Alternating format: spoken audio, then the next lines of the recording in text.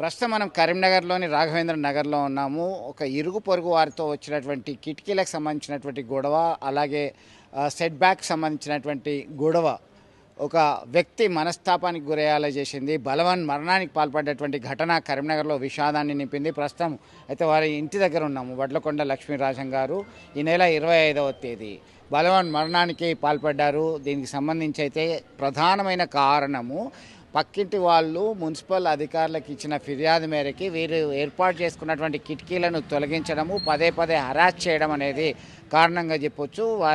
ఈ అంశానికి సంబంధించి ఇప్పటికే కేసు నమోదైంది. వారి అబ్బాయి ఉన్నారు సాగర్. ఏం జరిగిందండి?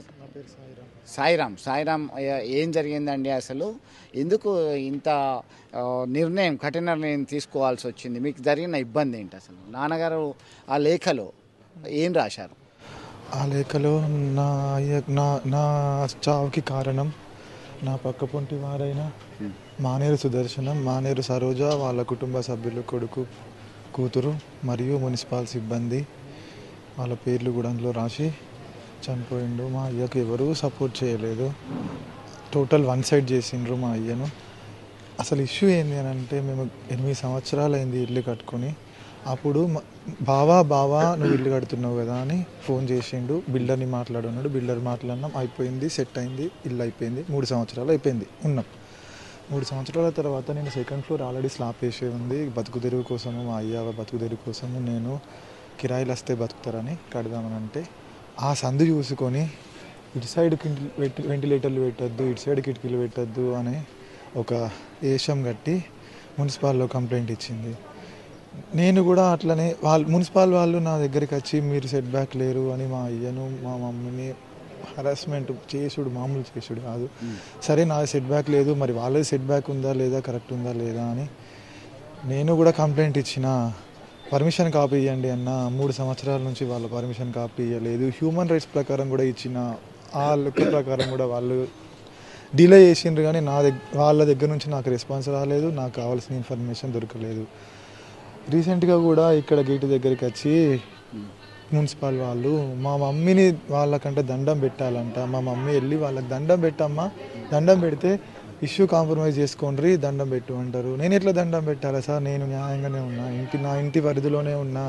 సెట్ బ్యాక్ గురించి మాట్లాడుతున్నారు. సెట్ బ్యాక్ ఇల్లు కట్టినప్పుడు ఏం చేసిండ్రు మీరు? నేను గత 8 సంవత్సరాల ముందే ఇల్లు కట్టుకున్నా, అట్లనే కట్టుకుంటున్నా. 8 ఇయర్స్ బ్యాకే కట్టుకున్నా, అట్లనే కట్టుకుంటున్నా. మీద సెకండ్ ఫ్లోర్ నా బతుకు తెరువు కోసం కట్టుకుంటున్నా. ఇట్లా మీరు చేయొద్దు అని అన్నా కూడా లేదు. ఈమె ఎలా టార్చర్ అంటే, 3 సంవత్సరాల నుంచి మూత్రం పోసింది కిటికీలలో. దానికి టైము ఉండదు, పాడు ఉండదు. మిడ్ నైట్ అయినా, ఏ నైట్ అయినా కూడా కిటికీలో ఉచ్చబోసింది. అన్నం తినే వాళ్ళ పళ్ళెంలో ఉచ్చబడింది. అట్లా కూడా కంప్లైంట్లు ఇచ్చిన పోలీసులు. వాళ్ళు ఏమంటారు, మీరు కూడా అట్లనే తయారుగండి అని అంటారు. మేము ఎట్లా తయారైతే ఇద్దరి మీద కేసులు వేస్తారు, అది కరెక్ట్ కాదు అని ఒక్కరోజు ఓపిక నశించినా కూడా మా ఇద్దరి మీద తప్పేం లేకున్నా కూడా మా అందరి మీద కేసులు వేసిండ్రు. అట్లా చేసిండ్రు. సరే నేను న్యాయంగా పోరాడతా, కేసు నేను ఫైట్ చేస్తా. అంటే మీరు ఇప్పుడు దీనికి సంబంధించి పోలీసులకు ఫిర్యాదు చేసిండ్రా? మున్సిపాలిటీ వారు ప్రధాన కారణం అంటారా, వీరు ప్రధాన కారణం అంటారా? ఎవరు మెయిన్ మున్సిపల్ వాళ్ళు దీనికి కారణం? మున్సిపల్ వాళ్ళు. వాళ్ళ దగ్గర నుంచి నాకు ఎలాంటి రెస్పాన్స్ లేదు. 3 సంవత్సరాల నుంచి ఎలాంటి రెస్పాన్స్ లేదు, ఎలాంటి నోటీసులు లేవు. రీసెంట్గా వాళ్ళు కొత్త కంప్లైంట్ ఇవ్వమన్నారు. నేను 2023లోనే ఇచ్చిన. అప్పటి నుంచి ఇప్పటివరకు పట్టించుకోలేదు. ఇప్పుడు మొన్న కొత్త కంప్లైంట్ ఇవ్వమన్నారు. సరే అని ఇచ్చినాక దాని ప్రకారము చర్యలు తీసుకుంటున్నారు. ఏం చర్యలు తీసుకున్నారు? నేను లాస్ అయిపోయినా, నా ఇంటి రెంటర్స్ ఎవరు లేరు, నాకు బతుకు తెరువు లేదు. ఏది నీ ఇల్లు అట్లనే ఉంది, నువ్వు మంచిగా ఉన్నావు, నీ ఇంటి రెంటర్స్ ఉన్నారు, అందరు ఉన్నారు, ఏం కాలేదు. నోటీస్ ఇచ్చిండ్రంట. కాల్ చేసిండ్రు రీసెంట్గా 2 రోజుల ముంగట కాల్ చేసి, అయ్యా ఇట్లా నోటీస్ వచ్చింది, నోటీస్ ఇచ్చిన వాళ్ళకి అని ఇచ్చిండ్రు. ఆ నోటీసు తీసుకోవడానికి మున్సిపల్ వెళ్ళిండు. మున్సిపల్ వాళ్ళు ఏం భయపట్టించిండ్రో మా అయ్యను ఎంత చేసిండ్రో. ఆ మనస్తాపంకి గురైండు మా అయ్య. ఆ బాధ ఎవరికి చెప్పుకోలేకపోయిండు. వచ్చిండు ఇంటికి. ఏం కోరుకుంటున్నారు? ఎందుకంటే వారు జరగాలి, మాకు బతుకు తెరువు, ఈ 2 ఫ్లోర్లు కిరాయిలు వస్తాయి. మా అమ్మకి ఇప్పుడు ఎవరున్నారు ఆధారము? మా అయ్య పోయిండు. మా అమ్మ, నా బ్రతుకు నాకు తెరువు. నాకు ఒక చిన్న పిల్లగాడు ఉన్నాడు. నేను ఎక్కడ పోతున్నో తెలియదు, నా జాబు ఎక్కడ ఉంటుందో తెలియదు. మా అమ్మకు ఆధారము కిరాయిలు ఉండాలన్నా. మూసుకోమంటుంది. వెంటిలేషన్ ఎట్లా వస్తుంది మరి? వాళ్ళ కిటికీలకు వెంటిలేషన్ లేదా, వాళ్ళ రూమ్కి వెంటిలేషన్స్ లేవా? వాళ్ళు మొత్తం ఫిల్అప్ చేసుకున్నారా? విండోస్ గోడలు మొత్తం ఫిల్ చేసుకున్నారా? ఇది ఎక్కడి న్యాయము? అట్లా అడిగితే ఇంత న్యూసెన్స్, ఇంత హరాస్మెంట్. మానేరు సుదర్శన్, మానేరు సరోజ వాళ్ళ ఇల్లు ఇక్కడనే ఉంటుంది, ఇంకా 2 ఇల్లులు ఉన్నాయి, అక్కడ కూడా అట్లనే చేసిందంట. అట్లనే చేస్తే వాళ్ళు ఇక్కడికి వచ్చినాక వాళ్ళు సంబరాలు చేసుకున్నారంట. ఆ వాడకి మాకు శనిపోయింది అని. ఇలాంటి మనస్తత్వం ఉన్నది వీళ్ళు.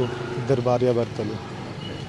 అయిపోయింది. మా డాడీని కోల్పోయినా పోరాడిండు మున్సిపాలు. ఇది ఒక టైప్ ఆఫ్, ఇది ఇట్లా నాశనం చేసిర్రు. మా అయ్యని మొత్తం కడుపున పెట్టుకొని తిన్నారు. అయిపోయింది మా అయ్యది. మొత్తం మీద తీవ్ర ఆవేదన వ్యక్తం చేస్తున్నారు వడ్లకొండ లక్ష్మీరాజం. గత 8 సంవత్సరాల కిందనే ప్రస్తుతం మనం చూస్తున్నటువంటి ఈ బిల్డింగ్ నిర్మించుకున్న తర్వాత తాజాగా పైన ఒక ఫ్లోర్ వేస్తున్నటువంటి క్రమంలోనే ఈ గొడవ స్టార్ట్ అయింది.